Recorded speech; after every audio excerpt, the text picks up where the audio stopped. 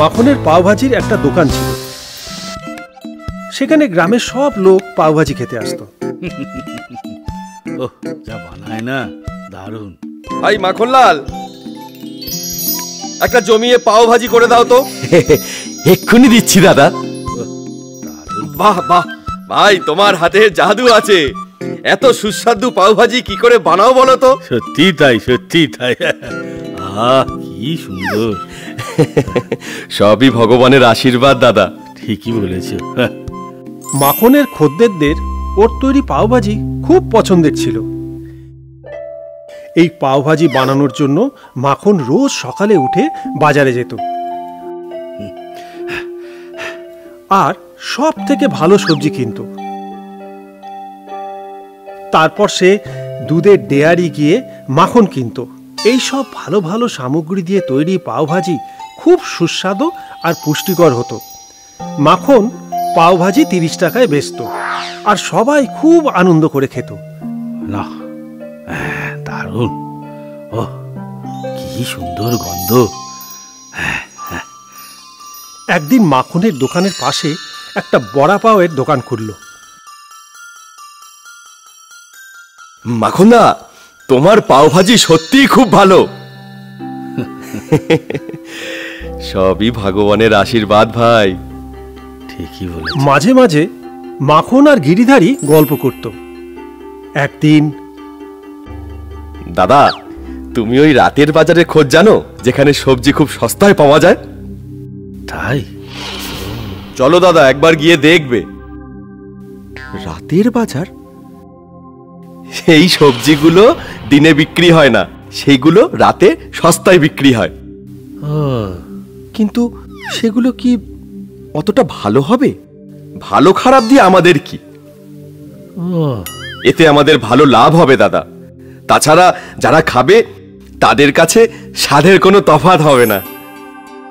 তা হবে হয়তো। চলো আজকে রাতেই যাওয়া যাক। গিরিধারী আর মাখন রাতের সবজি বাজারে গেল। সেখানে মাখন অর্ধেক দামে সবজি কিনল। এখানে তো অর্ধেক দামে পাওয়া গেল। দেখেছো, আমার কথা তো বিশ্বাস হয়নি। এইবার দেখবে কত টাকা লাভ হয়। পরের দিন মাখন ওই সবজি দিয়ে পাওভাজি বানালো। বাহ দাদা, দারুণ দারুণ। মাখন মনে মনে খুব খুশি হলো।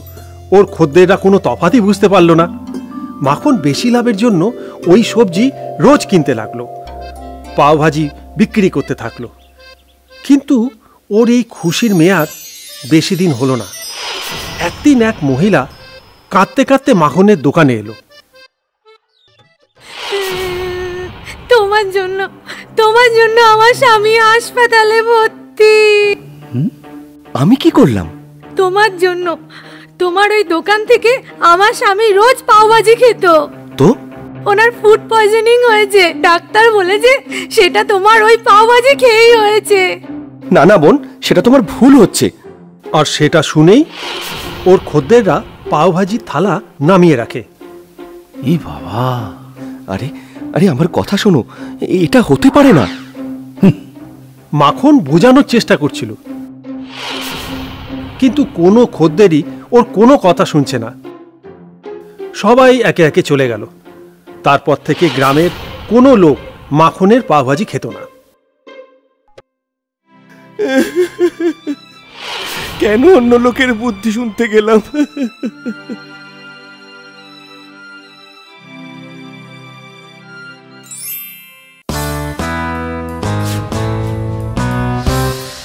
এই গল্পটি বলিরামপুরের। পুরো গ্রামে একটাই মুদির দোকান ছিল, বাবলু গুপ্তার। এখানে চাল, ডাল, নুন, তেল সবকিছুই পাওয়া যেত। ও ভাই বাবলু, আমায় 20 টাকা কিলো চাল দাও তো। কি দিদি, 20 টাকা কিলোর চাল কি কোনো চাল হলো? একটু ভালো চাল খাও। ওই দেখো 25 টাকা কিলো, কত ভালো চাল। না গো ভাই, এখন তো বাজার করছি।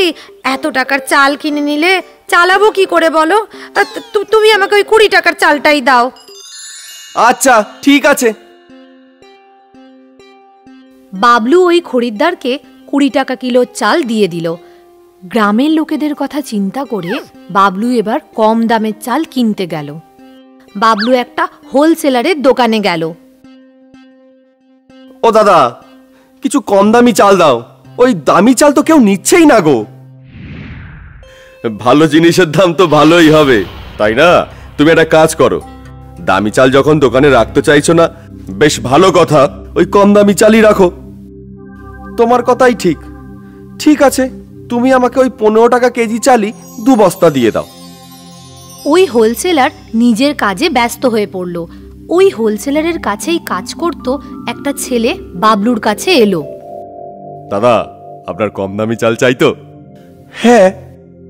তো আপনি একটা কাজ করুন, পিছনের 2টো গলির পরে একটা বড় গোডাউন আছে, ওইখানে যান। ওইখানে 10 টাকা কিলোর চাল আপনি পাবেন।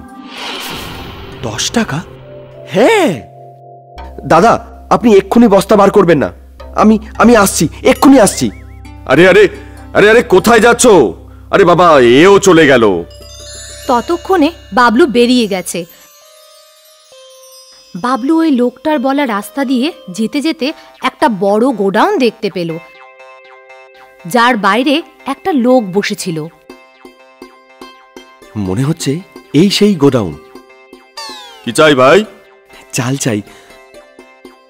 কত করে আছে?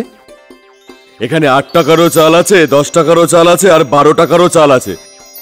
বাবা, আপনি আমাকে ওই 8 টাকা আর 10 টাকার চাল 2 বস্তা করে দিয়ে দিন। হ্যাঁ, ঠিক আছে। লোকটা বাবলুকে চালের বস্তা দিয়ে দিল। বাবলু চালের বস্তা নিয়ে দোকানে এলো, আর দোকানের ঠিক সামনে ওই বস্তাগুলোকে রেখে দিল। চাল 15 টাকা কিলো আর চাল 17 টাকা কিলো বলে বেচতে শুরু করলো। দাম দেখে এক মহিলা ওখানে এলো। বাবলু ভাই, আজ চাল এত সস্তা কি করে গো? আরে বাবা, এই গ্রামের লোক তো সস্তা চালই খুঁজছিল, তাই তো নিয়ে এসেছি। দেখুন কত ভালো চাল, আর দামও সস্তা। হ্যাঁ হ্যাঁ, আপনি আমাকে ওই 15 টাকা কিলোর চালটা 10 কিলো দিয়ে দিন। আচ্ছা, ঠিক আছে। বাবলু ওই 10 কিলো চাল মেপে মহিলাকে দিয়ে দেয়। মহিলার মুখ থেকে সস্তা চালের কথা সারা গ্রামে ছড়িয়ে পড়ল, এবং দলে দলে লোক বাবলুর দোকানে চাল কিনতে আসতে লাগলো। ও ভাই, 10 কিলো চাল দাও তো। আমাকে ভাই 15 কিলো দিও। সন্ধ্যের মধ্যে বাবলুর সব চাল শেষ হয়ে গেল। এই না হলো কথা, একদিনে এত লাভ। কাল গিয়ে আরো চাল কিনে আনবো। পরের দিন বাবলু আরো চাল কিনে আনলো আর দোকানে বিক্রি করতে লাগলো। আজ ভিড় একটু কম ছিল, কিন্তু তাও বাবলুর ব্যবসা কিন্তু ভালো হয়েছিল। বাবলু খুব খুশি ছিল। এই ঘটনার ঠিক 2 সপ্তাহ পর হঠাৎ গ্রামের লোক অসুস্থ হয়ে পড়ল। হায় হায়, আমার স্বামীর এই কি হলো, এই কি হলো আমার স্বামী? হ্যাঁ, আমার খুব পেটে ব্যথা। আমারও পেটে। গ্রামের সরকারি হাসপাতালে রোগীদের ভিড় জমতে থাকলো। সবাই পেট ব্যথায় কাতর হয়ে পড়ল। কি খেয়েছিলে কি তোমরা যে গ্রাম শুদ্ধ অসুস্থ হয়ে পড়লে? নার্স, একটা কাজ করো তো, ফুড ডিপার্টমেন্টকে একটু ইনফর্ম করো। ফুড ডিপার্টমেন্টের অফিসার ডক্টর সিমিলে। কি খেয়েছে এরা? ঠিক বুঝতে পারছি না অফিসার, কিন্তু মনে হচ্ছে এরা কোনো বাজে চাল খেয়েছে, ওই প্লাস্টিক চাল টাইপের কিছু। প্লাস্টিক চাল? হ্যাঁ। যেহেতু গ্রামে ওই একটাই মুদির দোকান ছিল, তাই তারা সোজা ওখানে পৌঁছালো। ওরা চালের স্যাম্পেল তুলল। ওখানে দাঁড়িয়েই চালের স্যাম্পেল টেস্ট টিউব কেমিক্যালের মধ্যে ফেলে, আর সঙ্গে সঙ্গে কেমিক্যালের রং লাল হয়ে যায়। প্লাস্টিক চাল বিক্রি করো, ধরো ওকে, ধরো। স্যার, আমি কিচ্ছু জানি না স্যার। কোথা থেকে কিনেছে এই চাল? আমি বলছি। বাবলু অফিসারকে ওই গোডাউনে নিয়ে গেল। যে লোক ওই গোডাউনে কাজ করত, পুলিশ তাকে ধরল আর বাবলুকেও গ্রেপ্তার করল। এইভাবে প্লাস্টিক চাল বিক্রির সমস্ত গ্যাংয়ের পর্দা ফাঁস হয়ে গেল। কিন্তু এই ঘটনায় গ্রামবাসীরা অনেক দিন ধরে দুর্ভোগ সহ্য করেছিল। আনন্দপুর গ্রামের নদীর মাঝামাঝি একটা খুবই বিখ্যাত মন্দির ছিল। এই মন্দিরের বাইরে ভেঙ্কটের একটা ছোট্ট দোকান ছিল। এই দোকানে ও ইডলি, বড়া আর ধোসা বিক্রি করত। দর্শন করতে আসা ভক্তরা ভেঙ্কটের দোকানে টিফিন খেত। দাদা, একটা মশলা ধোসা দাও তো, আর 2 প্লেট সাম্বার বড়াও দিও। আপনি বসুন দাদা, আমি এক্ষুনি নিয়ে আসছি। ভেঙ্কটের বউ ধোসা বানাতো আর ভেঙ্কট খরিদ্দারকে সামলাতো। ভেঙ্কট সব খরিদ্দারের সাথে খুব ভালোভাবে কথা বলতো। ওরা ভেঙ্কটের ধোসার দোকানে ধোসা খেতে ভালোবাসতো। আরে দাদা, আমাকেও 2টো ডোসা দিয়ে দিন। নিশ্চয় দাদা, আপনি বসুন, আমি বানাচ্ছি, একদম গরম গরম। ভেঙ্কট আর পূজা একসাথে মিলেমিশে কাজ করত, তাই ওদের লাভও ভালো হতো। দুজনে ওদের ব্যবসা নিয়ে খুব খুশি ছিল। বাবু, আরে এসো বাবা, এসো, আপনি বসুন, আমি আপনার জন্য কিছু নিয়ে আসছি। ভেঙ্কট রোজ ওই বুড়ো ভিখারিকে খাবার খাওয়াতো, কিন্তু এই ব্যাপারটা ওর বউ পূজার একদম পছন্দ ছিল না। কি দরকার ছিল ওই ভিখারির অভ্যেস বানিয়ে দেওয়ার? ও রোজ চলে আসে ফ্রিতে খাবার জন্য। আরে প্রজা, কি যায় আসে এরকম অসহায় মানুষের সাহায্য করলে? আরে কিন্তু তুমি যদি ওকে ফ্রিতে খাবার না দাও তাহলে কি ও মরে যাবে? ও কিছু না কিছু তো করেই নেবে, তাই না? আমাদের কাছে ভগবানের দেওয়া অনেক কিছুই আছে। আমার মনে হয় না আমাদের কাউকে সাহায্য করার জন্য এত ভাবা উচিত। জয় হোক দয়াবান, তুমি এইভাবেই দান করতে থাকো। এরকমই চলতে থাকলে তো এখানে ভিখারিতে লাইন পড়ে যাবে। আমি যতটা করতে পারবো ততটা করব, বাকিটা ভগবানের ইচ্ছা। ভেঙ্কট ওই বুড়ো ভিখারির জন্য কয়েকটা বড়া, ইডলি আর চাটনি আর ওনাকে দিয়ে দিল। ভগবান তোমার মঙ্গল করুক। বুড়ো ভিখারি খেতে লাগলো। তখনই ওখানে মন্দিরের পুরোহিত এলো। পুরোহিত দেখতে গোল গোল ছিল, ছোট কাঁধ আর মোটা ভুঁড়ি। জয় মাতাজি। জয় মাতাজি পুরোহিত মশাই, আসুন আসুন না, বসুন। পূজা পুরোহিতের জন্য টেবিল পরিষ্কার করে দিল আর পুরোহিত বসে পড়ল। কি খাবেন আপনি পুরোহিত মশাই? 2 প্লেট বড়া, 2 প্লেট ইডলি, 2 প্লেট ডোসা। আজকের জন্য শুধু এটুকুই। এক্ষুনি আনছি। পূজা পুরোহিতের সেবা করতে লাগলো। তখন ভেঙ্কট ওর কাছে পৌঁছে গেল। আমি এই ভিখারিকে ফ্রিতে খাওয়াই, ও তো গরিব। এই পুরোহিত তো খুব বড় লোক, তুমি ওকে ফ্রিতে খাওয়াচ্ছ? ব্রাহ্মণকে নিয়ে এরকম বলতে নেই। শাস্ত্রতে লেখা আছে ব্রাহ্মণকে খাওয়ালে পুণ্য হয়। আর যেদিন থেকে আমি পুরোহিতকে খাওয়াতে শুরু করেছি, দেখো আমাদের ব্যবসা বেড়ে গেছে। যার যেমন ভাবনা। তুমি এই ব্রাহ্মণের সেবা করো, আমি যাচ্ছি ভগবানের দর্শন করতে। ঠিক আছে, যাও। ভেঙ্কট মন্দিরে গেল আর ও ভগবানের সামনে হাত জোড় করলো। হে ভগবান, সব সময় আমার পাশে থেকো আর সবার মঙ্গল করো। আমার বউ ভাবে ওর পেট ভরে পুণ্য লাভ করবে। আমি জানি এটা ভুল ভগবান, কিন্তু তুমি ওকেও দয়া দিও। ভেঙ্কট ওর সাথে সবার মঙ্গল চাইতো। ও খুবই ভালো একজন মানুষ ছিল। ওর বউকে লুকিয়ে লুকিয়ে ও গরিব মানুষদের খাবার খাওয়াতো। ভগবান তোর মঙ্গল করুন। অসহায় মানুষদের সাহায্য করে ভেঙ্কট খুব আনন্দ পেত। তাই ও লুকিয়ে জড়িয়ে ভালো কাজ করতেই থাকতো। ওদিকে ওর বউ পূজা স্বার্থপর ছিল। ও চাইতো ভগবান শুধু ওরই মঙ্গল করুক, আর এই কারণেই ও ব্রাহ্মণদের সেবা করত। আর এই ঘটনা চলতে থাকলো। ভেঙ্কট আর পূজার ধোসার দোকানও ভালোই চলছিল। ভেঙ্কট গরিবদের সাহায্য করত আর পূজা ব্রাহ্মণদের সেবা করত। রোজ ভোর 5টার পর প্রথম নৌকা ধরে ভেঙ্কট আর পূজা মন্দিরে যেত, আর তারপর ওখানে ওদের দোকানে বসতো। আর সকাল থেকেই ওদের দোকানে খরিদ্দার আসতে থাকতো। তারপর বর্ষাকাল শুরু হলো। ভেঙ্কট আর পূজা রোজকার মতোই নৌকার মধ্যে ছিল। আজ মনে হচ্ছে খুব বৃষ্টি হবে। তার মানে খরিদ্দার কম আসবে? তা তো হবে, কিন্তু যারা আছে তাদের তো না খাইতে রাখতে পারি না। ঠিক আছে, কিন্তু যখন মন্দির ফাঁকা হয়ে যাবে আমরা বাড়ি ফিরে আসব। ঠিক আছে। ভেঙ্কট আর পূজা নদী পার করে মন্দিরের কাছে গেল। আর রোজকার মতোই ওরা দুজনেই ওদের দোকান চালানো শুরু করে দিল। খুব জোরে বৃষ্টি পড়ছিল। আমারও মনে হচ্ছে না আজকে বিশেষ কোনো খরিদ্দার আসবে। দেখা যাক। আর তখনই 2-3 জন ওদের দোকানে এলো। আসুন আসুন দাদা, আসুন বসুন। আমাদের 3 প্লেট ইডলি আর 2 প্লেট বড়া দিয়ে দাও। হ্যাঁ হ্যাঁ, এক্ষুনি আনছি। পূজা ইডলি বড়া বানালো আর ভেঙ্কট খরিদ্দারদের দিয়ে দিল। খরিদ্দাররা খেতে শুরু করলো। ওদের সবার খাওয়া শেষ হয়ে গেল, কিন্তু তাও বৃষ্টি থামলো না। মনে হচ্ছে না আজ আর বৃষ্টি থামবে। হ্যাঁ, বৃষ্টির জন্য মন্দিরে দর্শনার্থীও কম আছে। ওই লোকটা ভেঙ্কটকে টাকা দিয়ে দিল। আমরা কিছুক্ষণ এখানে অপেক্ষা করব, বৃষ্টি থামলেই চলে যাব। হ্যাঁ হ্যাঁ, নিশ্চয়ই।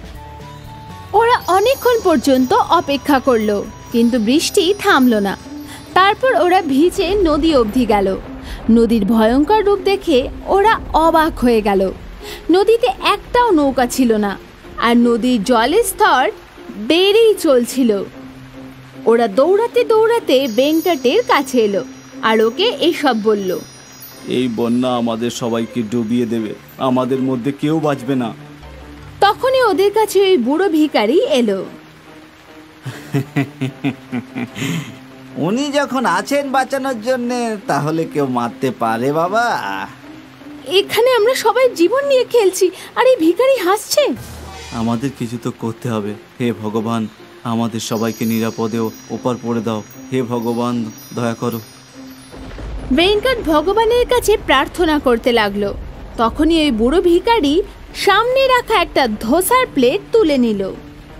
আমরা সবাই এত বড় বিপদে আছি, আর তুই খাওয়া নিয়ে ব্যস্ত। আমার সাথে এসো। ভিখারির সাথে ওরা সবাই নদীর কাছে গেল। ভিখারি ওই ধোসার প্লেট মাটিতে রেখে দিল আর ওনার চোখ বন্ধ করে দিল। আর জাদুতে ওই ধোসার আকার বাড়তে লাগলো। ধোসার আকার এত বেড়ে গেল যেন কোনো বড় নৌকা। ওখানে দাঁড়ানো সবাই চমকে গেল। এটা জাদুর বিশাল ধোসার নৌকা, সহজেই নদী পার করিয়ে দেবে। তোমরা বসে পড়ো এতে। সবাই নৌকাতে বসে পড়ল, শুধুই ভিখারি ছাড়া। আপনিও আসুন না। না বাবু, আমাকে উনি বাঁচাবেন, তোমরা সবাই যাও। ভিখারি ইশারা করা মাত্রই বিশাল ধোসা নৌকা নদীতে চলতে লাগলো। জলের বড় বড় ঢেউয়ের কোনো প্রভাব ওই নৌকাতে ছিল না। ভিতরে বসা সবাই সুরক্ষিত ছিল। ওরা সবাই ওপারে পৌঁছে গেল। সবাই ভগবানকে ধন্যবাদ জানালো। আর ওরা নামা মাত্রই বিশাল ধোসার নৌকা জলে ডুবে গেল। আজ ভেঙ্কটের সাথে বাকি সবাই একই জাদু দেখলো, বিশাল ধোসার নৌকা জাদু। হয়তো এই ভেক্টরের ভালো মানুষদের জন্যই ওকে জাদুই বিশাল ধোসা নৌকা বাঁচাতে এসেছিল।